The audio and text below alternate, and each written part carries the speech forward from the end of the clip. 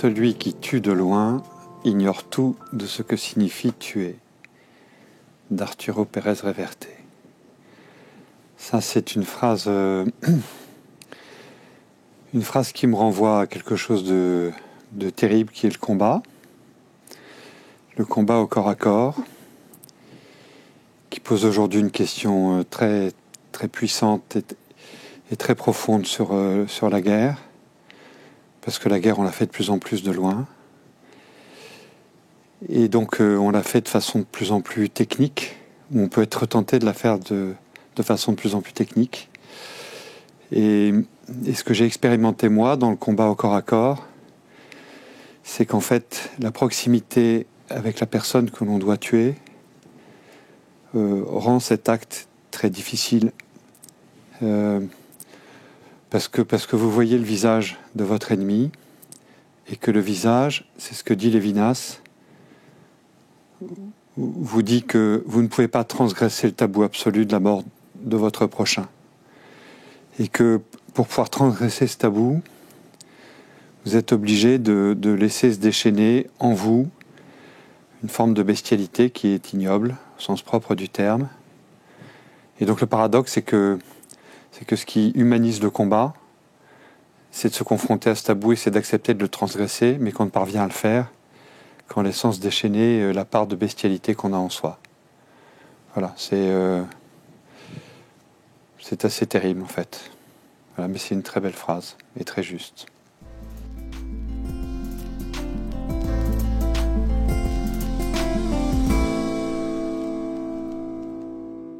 Général François Lecointre, bonjour. Bonjour madame. Vous êtes aussi grand chancelier de la Légion d'honneur actuellement. Vous êtes né en 62 à Cherbourg et puis vous étiez fils, petit-fils, arrière-petit-fils de militaires, des deux côtés d'ailleurs. Et donc vous avez eu un père qui a exercé comme sous-marinier, directeur, enfin, comment est-ce qu'on dit ? Pacha, commandant d'un de nos sous-marins qui s'appelait le Redoutable, sous-marin nucléaire, lanceur d'engins. Enfant, vous avez déménagé tous les 2 ans. Cherbourg, Brest, Lorient, Toulon. J'ai repéré 2 points d'ancrage dans votre enfance. Vous allez me dire s'il y en a d'autres. Le lycée chez les jésuites de Vannes. Il y a des jésuites à Vanves, mais là c'était à Vannes en Bretagne. Et le 2e point d'ancrage que je repère, c'est cette maison dans le Béarn, chez vos grands-parents, dans laquelle vous alliez passer vos vacances, et où vous retrouviez vos cousins qui, eux, ne changeaient pas, malgré les grands déménagements. Est-ce qu'il y en a d'autres ? Non, ce sont les 2 principaux, effectivement. Je passe vite sur vos faits d'armes, général, mais ils sont exceptionnels. Vous allez rougir. Mais après Saint-Cyr, vous commencez dans la marine, dans l'infanterie de marine.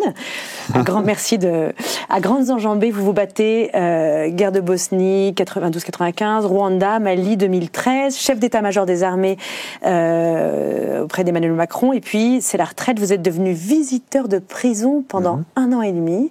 Et vous avez accepté ensuite de rejoindre la Légion d'honneur, donc à Paris, devant le musée d'Orsay. Grand chancelier de la Légion d'honneur, c'est l'un des grands ordres de chevalerie qu'il nous reste. Oui. À la ville, vous êtes marié depuis... vous aimez cette femme depuis l'âge de 18 ans, mais vous êtes marié depuis maintenant...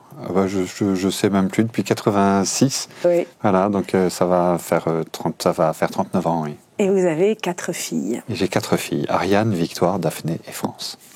J'ai un petit questionnaire de Proust à vous, auquel je serais heureuse que vous vous soumettiez. Et acceptez-vous l'exercice ?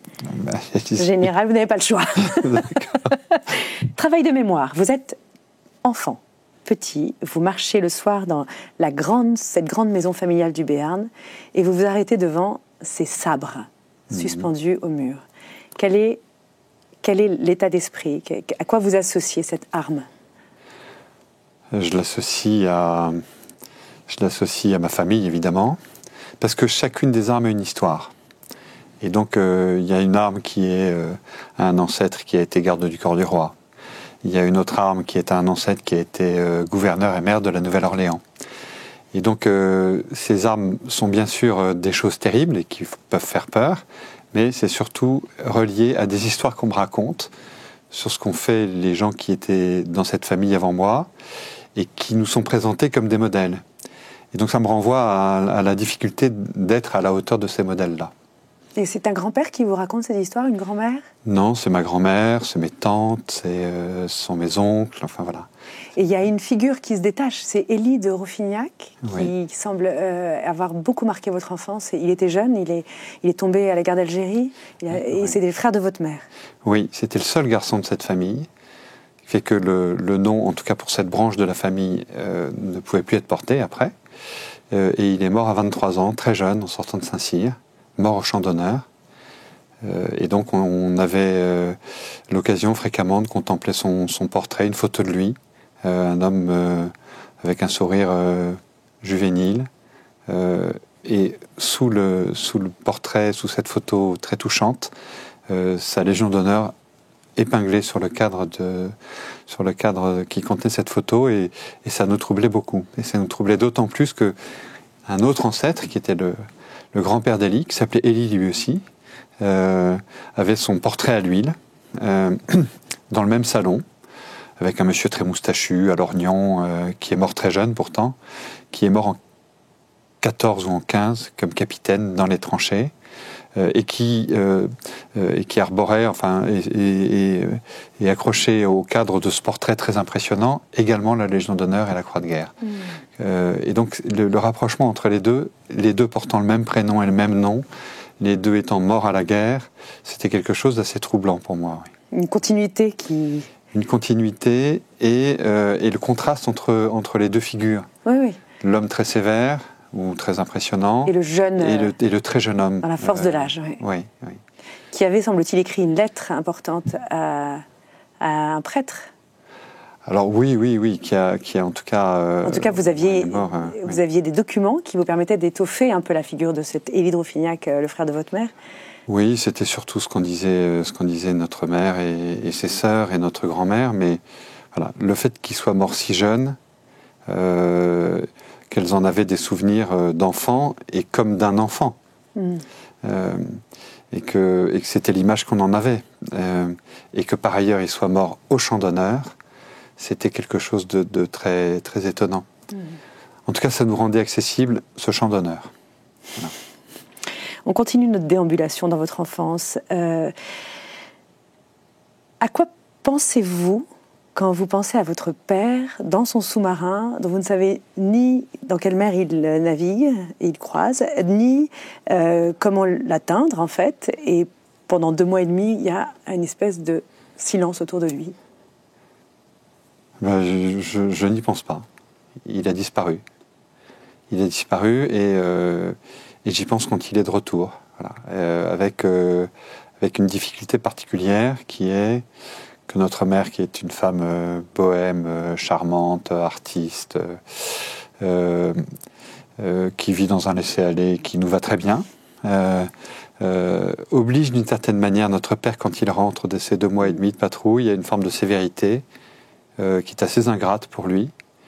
Et donc c'est un père sévère qui revient. Et le père qui est parti, il est parti, donc on ne le voit pas, on ne sait pas ce qu'il a fait.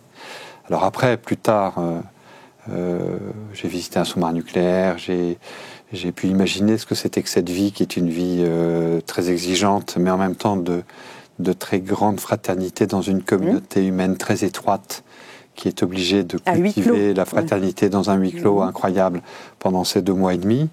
Mais pendant qu'il n'est pas là, il n'est pas là. Voilà. Et quel père avez-vous été, vous-même? Sévère? Question. Il faudrait demander à mes filles. Non, je pense que j'ai été un père... j'étais un père qui a eu la chance d'avoir une épouse qui a assumé sa part de sévérité. Voilà. Et c'est quelque chose que je lui ai demandé de faire, qu'elle a fait avec beaucoup d'amour pour nos filles, qui aujourd'hui l'en remercie. Et moi, je l'en remercie infiniment parce que quand je rentrais de mes longues absences, vous aviez droit à des câlins. J'avais le droit à des câlins et j'avais le droit de faire des câlins. Et mon épouse me disait toujours, voilà ce que tu rapportes comme cadeau à tes filles. Elle allait elle-même acheter des cadeaux parce qu'on ne trouve pas grand-chose à Sarajevo ou en Arabie Saoudite à rapporter comme cadeau. Et donc elle m'achetait des cadeaux que je pouvais offrir à mes filles. Voilà, donc je pense que j'ai été un peu un papa normalement sévère, mais j'ai eu la chance d'être très aimé de mes filles, qui quand je me mettais en Spencer disaient, comme vous êtes joli, papa. À quoi pensez-vous lorsque, à un moment de l'assaut de ce pont à Sarajevo, vous emmenez vos hommes comme ça. C'est vraiment une question exprès très contrastée avec ce que vous me disiez. À quoi vous pensez et quelles sont vos dernières pensées avant d'aller à l'assaut? C'est la peur. C'est la peur que je dois contrôler à tout prix.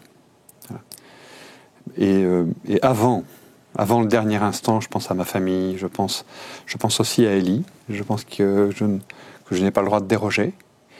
Mais surtout, je pense à essayer de dominer ma peur. Et donc je vais chercher dans le regard de mes soldats. Qui ont peur aussi. Qui, je pense, ont peur, qui ont peut-être moins peur que moi. Parce que moi, j'ai eu contact avec l'ennemi quelques minutes avant ou quelques heures avant. Et je sais ce qui va se passer. Et je sais que ça va être un combat avec un ennemi dont j'ai vu le visage. Et donc ce degré de conscience supérieure fait que j'éprouve sans doute plus la peur qu'eux. Jusqu'au moment où les premiers impacts de balles et d'obus tapent sur le sol devant nous, tout ça reste malgré tout virtuel. Et c'est une opération et un combat que vous avez préparé et que le travail de spéculation intellectuelle que vous avez fait en organisant le combat peut vous donner le sentiment que vous allez maîtriser les choses. Et virtualise d'une certaine manière ce que vous allez faire. Et alors que moi j'échappe malheureusement à cette virtualisation, ou heureusement peut-être, parce que je sais ce que ça va être, parce que j'ai eu ce contact physique. Et donc mon obsession, c'est de ne pas montrer ma peur à mes hommes, et de leur donner, et de leur infuser le maximum de confiance. Voilà. Et c'est dans leur regard, et dans cette exigence de confiance, que je trouve la force de ne pas montrer ma peur et de la dominer. Voilà. Et puis sans doute l'expérience que j'en avais eue avant dans d'autres circonstances. Et puis ensuite il y a le départ, le démarrage. Et là, ça n'est plus la même peur, c'est une sorte de réaction physique, instinctive, qui vous ordonne de vous plaquer au sol et qu'il faut vaincre. Mais là, c'est un mouvement, voilà. Et donc vous lancez. Pour progresser. Oui. Et à quel moment on décide de se replier s'il le faut? À quel moment voyez, celui qui emmène ces 140 hommes décide de dire allez, on se replie, c'est trop dangereux, ça prend trop de... Ça, j'en sais rien. C'est très difficile d'évaluer. C'est très difficile. Le combat est une chose très difficile et la conservation de sa lucidité au combat est quelque chose d'extrêmement difficile. Là, on était 30 dans cet assaut-là et on l'a conduit jusqu'au bout.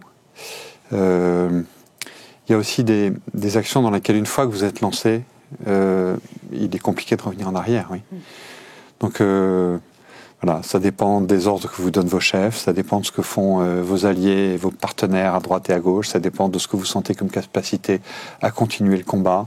Tout ça est très difficile et très passionnant d'ailleurs, parce que c'est une appréciation que vous portez dans l'instant de l'action, mais en ayant par ailleurs préalablement pensé à ce qu'étaient vos objectifs et en ayant mesuré le coût que vous étiez prêt à payer pour atteindre cet objectif. Et l'objectif, il peut ne pas concerner que vous et l'action que vous êtes en train de mener, mais il peut concerner l'ensemble du dispositif de vos amis, votre régiment, votre brigade, etc. Donc il n'y a pas de honte à se replier, ou il n'y a pas de honte à s'arrêter. C'est une appréciation qui est toujours très difficile à porter, mais qu'on ne porte pas seul. Parce qu'en réalité, on est un échelon dans une chaîne de commandement et qui est beaucoup plus vaste, et on est tenu par une solidarité qui n'est pas qu'une solidarité fraternelle ou d'amitié ou morale, qui est une solidarité de fait imposée par la conduite de la guerre, la conduite du combat et la recherche de l'atteinte d'objectifs qui sont assez précis, assez identifiés. Voilà. Merci pour votre réponse. Je vous propose qu'on aille s'installer ensemble dans ce canapé pour poursuivre notre conversation.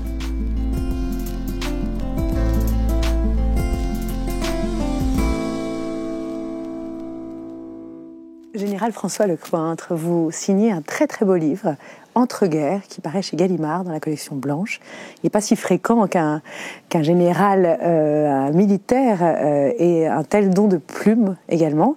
Mais là, en vous écoutant tout de suite, je me disais que la façon dont vous me racontiez ce combat-là était comme si ce combat avait eu lieu hier, comme si le souvenir en était si vif que vous le retraversiez en le racontant. Est-ce que c'est ça qui s'est passé en écrivant ce livre? Oui. C'est c'est forcément quelque chose ces expériences sont tellement fortes qu'elles marquent à vie. Parfois d'ailleurs elles marquent sans que vous vous en rendiez compte. Et que le travail d'introspection que vous faites vous amène à redécouvrir des choses que vous aviez oubliées parfois. Et d'ailleurs, c'est un travail d'introspection et de reconstruction qu'il faut faire très tôt. Ce que je raconte dans ce livre, c'est que quand on va au combat, dans un combat très dense, très intense, et qu'on en revient, c'est une expérience que j'ai faite, mais que les gens font quand ils vont à l'assaut. Il y a eu des combats très très durs en Afghanistan, au Mali. Et bien, quand vous revenez de ce combat-là, vous ne savez plus ce que vous avez fait. Vous avez des éclairs, vous avez des souvenirs flash qui vous font parfois surestimer la valeur de ce que vous avez fait, parfois la sous-estimer, qui vous surresponsabilisent, par exemple dans la mort d'un camarade ou la blessure d'un camarade.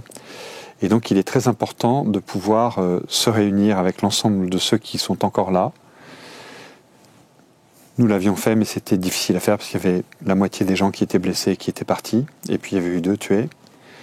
Et donc de se réunir et que chacun de nous raconte l'histoire et raconte surtout ce qu'il a vu les autres faire. Et votre mémoire est reconstruite et complétée par ceux de vos camarades qui vous disent « mais à tel moment tu as fait cela, et à tel autre moment tu as fait cela ». Et ça, c'est indispensable pour pouvoir reconstruire le fil. Et ensuite, ce fil, une fois qu'il est construit, il est gravé et il est inscrit au plus profond de vous-même. Et puis ensuite, chaque fois que vous essayez de vous remémorer cela, d'abord, vous vous raccrochez à ce fil-là. Mais il peut aussi arriver que vous retrouviez des choses qui étaient restées enfouies. C'est amusant parce que l'autre jour, je regardais une interview de Marcel Pagnol, qui était interviewé à propos des souvenirs d'enfance. Et il disait, mais en fait, on n'a de vrais souvenirs que quand on est sorti définitivement de l'enfance. Et on ne peut pas raconter ses souvenirs d'enfance avant d'avoir 50 ans. Et à ce moment-là, d'ailleurs, en essayant de les raconter, on se souvient de choses qu'on avait complètement et durablement oubliées. Et je pense que c'est un peu le même phénomène. C'est très étrange, la mémoire. Nécessité, à un moment, parce qu'on en ressent le besoin, peut-être parce qu'on a un malaise ou parce qu'on a envie de partager, de se remémorer des choses. Et à ce moment-là, reviennent des choses que vous aviez complètement oubliées. Mais ça passe par l'effort de sincérité que vous évoquiez. Voilà. Et donc moi, je ne peux pas parler de ça. D'abord, je n'ai pas très envie d'en parler. C'est pour ça que je l'ai écrit. Pardon. Mais malheureusement, il y a les journalistes, quelque part. Je n'ai pas très envie d'en parler, mais parce que quand j'en parle, je ne peux pas en parler sans que, effectivement, ces souvenirs deviennent plus que des souvenirs. Et vous avez, ça c'est au front, et vous avez aussi à la maison une épouse qui a recueilli aussi, vos premières émotions, vos premiers récits après ces combats-là. Et ça, peut-être que cette parole-là aussi, donnée, échangée avec une personne de confiance, c'est aussi une clé de l'équilibre d'un soldat, non ? Oui, c'est plus qu'une personne de confiance. C'est votre autre vous-même. Et dans mon cas, comme dans le cas de beaucoup, c'est la personne que vous aimez. Et donc c'est, je pense, cet amour-là qui vous permet de partager jusqu'au plus profond et jusqu'au plus intime et qui est indispensable. Et c'est d'ailleurs très difficile aujourd'hui. D'abord, il faut que votre conjoint accepte de prendre cette charge-là. Donc il faut un amour réciproque et puissant. Et c'est ce qui rend très difficile l'exercice du métier militaire. D'abord parce qu'il embarque les familles, mais ça le rend très difficile pour des gens qui sont seuls, parce qu'ils ont divorcé, parce que les malheurs de la vie les ont conduits à d'autres choses. Et là, vous identifiez que ce sont des soldats qui ont plus de difficultés à se donner pleinement ou qui sont plus fragiles, qui sont plus à risque ? Non, qui sont plus fragiles après. C'est une chose qu'on a redécouverte dans les armées, je pense depuis une vingtaine d'années, qui est comment accompagner nos soldats qui reviennent dans un monde en paix, qui ignorent la guerre, et leur permettre d'être reconnus comme des gens qui ont vécu, traversé ces traumatismes et qui les dépassent. Je pense que la difficulté est d'autant plus forte que précisément ils reviennent dans une société qui ignore complètement cela. Avec un décalage immense de valeurs et d'intérêts. Oui. Vous aviez l'air de dire dans votre livre que c'était des surhommes, les soldats, ceux qui se sont battus pour... Je trouve que ce sont des surcitoyens. Oui. Parce que alors, surhommes et surcitoyens, en tout cas surcitoyens, parce que quand ils s'engagent, ils savent qu'ils vont servir une cause qui les dépassera. Et cette cause, c'est la cause de la nation et de la France. Donc il y a vraiment une démarche très très puissante. Et d'ailleurs, j'observe qu'il y a beaucoup de jeunes gens dans les armées qui sont issus de l'immigration et qui font cette démarche pour s'affirmer comme Français, pour se revendiquer comme Français. Donc ça, je trouve que c'est extraordinaire. Ensuite, ce que je crois, c'est que, en fait, si vous vous engagez dans l'armée, c'est parce que vous savez que vous allez vous imposer la contrainte d'une vie dure. Vous allez vous imposer l'exigence de quelque chose qui vous permettra de vous hisser au-dessus de vous-même. Donc c'est pas que vous soyez un surhomme, c'est que vous pensez ne pas être capable d'être un homme et que vous voulez vous prouver à vous-même ou vous voulez vous mettre dans des conditions telles qu'elles vous forceront à devenir un homme. Et là, vous touchez un point qui m'est apparu, qui est comme un fil rouge de votre itinéraire que j'ai encore retrouvé dans ce livre, c'est cet appétit de la contrainte. J'ai l'impression que vous êtes une personnalité qui a très tôt dans sa vie accueilli la contrainte comme une bénédiction ou comme quelque chose qui vous conduisait vers plus grand que vous-même, mais qui était presque indispensable à votre déploiement. Est-ce que je me trompe ? Mais dans beaucoup de choses, la contrainte, si elle est voulue pour elle-même, elle pourrait être stérile. Alors comment vous identifiez la contrainte qui sera saine pour vous et bonne pour vous ? J'ai envie de vous dire, vous l'avez dit, donc j'ai plus la peine que j'y revienne. Non, c'est... D'abord, je pense que ce besoin de la contrainte venait d'une conscience assez aiguë que j'avais de ma propre faiblesse. Voilà. Et donc je pense que les gens qui cherchent cette contrainte sont ces gens qui ont ce degré de conscience. Et qui précisément, pour échapper à cette faiblesse, vont chercher ce qu'il sera au-dessus d'eux-mêmes.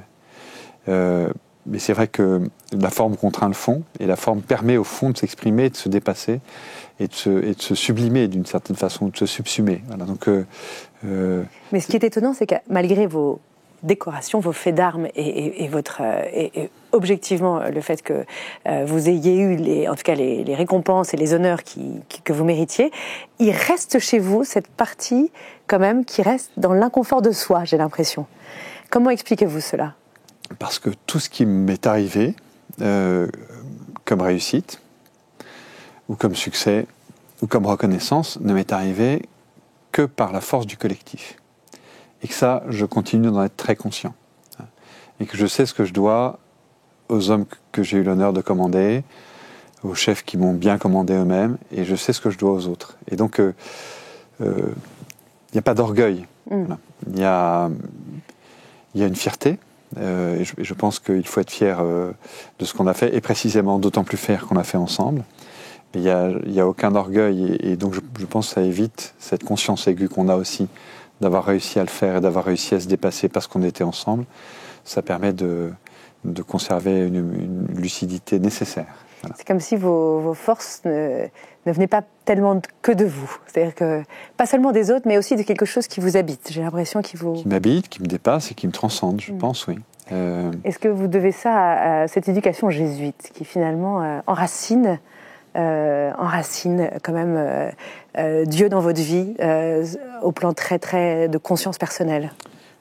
Je pense que l'éducation jésuite y est pour beaucoup, en effet. Mais vous diriez que sans ça, vous n'auriez pas été général François Lecointre? Oh, ça, j'en sais rien. En tout cas, je ne serais pas ce que je suis aujourd'hui. J'avais un père spirituel que j'adorais, que j'adore toujours d'ailleurs. Il s'appelle le père Gilibert, qui est un monsieur qui va avoir 90 ans dans les jours qui viennent. Qui était aumônier aussi de Polytechnique, voilà. d'HEC. Qui avait cette formule extraordinaire qui était « Péchez si vous voulez, mais ne corrompez pas les principes ». Et les principes, c'est aussi ça, c'est aussi cette contrainte.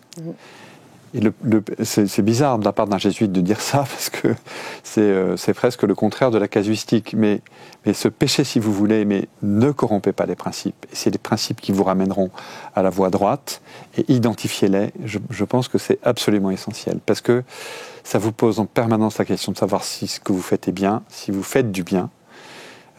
Et donc ça vous rappelle à ce devoir de conscience, de lucidité et d'effort que vous devez faire sur vous-même. Mais dans les armées, je dirais presque naturellement, on vit ça parce que l'uniforme militaire, c'est un uniforme qui contraint, un uniforme qui est inconfortable. Alors l'uniforme de Saint-Cyrien, c'est encore pire que tout, avec le col officier, les épaulettes qui vous mettent les épaules en arrière, vous êtes obligé de vous tenir droit. Regardez les gens qui défilent sur les Champs-Élysées. C'est les plus beaux de tous. Donc en fait, il y a quelque chose. Mais oui, mais vous voyez, en plus, fait, cette contrainte, c'est étonnant. Voilà, la contrainte oblige à se tenir droit. C'est important. Vous avez l'air d'être un contemplatif. C'est très inattendu pour moi, cette rencontre-là, comme ça. Je vous ai rencontré à travers vos lignes et votre très jolie plume. Mais là, est-ce que vous seriez d'accord avec cet adjectif? Oui, je pense. Contemplatif. Contemplatif, oui. Et ça vient de votre mère Sans doute. Sans doute. Ça y est, la boucle est bouclée. Je suis le contraire d'un homme d'action. Voilà. Sauf que, précisément parce que je le savais, j'ai choisi un métier qui allait me contraindre à l'action. Voilà. Et donc j'ai été un homme d'action, mais c'est pas ma nature qui m'y a conduit. Heureusement pour la France que vous avez accepté cette contrainte. Oh, ça, merci. Merci, Général François Lecointre. Merci beaucoup. Je rappelle votre livre Entre-guerres, qui est paru chez Gallimard. C'est un très très beau livre et je crois que c'est un livre qui frappe l'âme, qui vraiment nourrit notre appétit de sens et de compréhension de ce monde un peu déchaîné dans lequel nous évoluons. Merci beaucoup.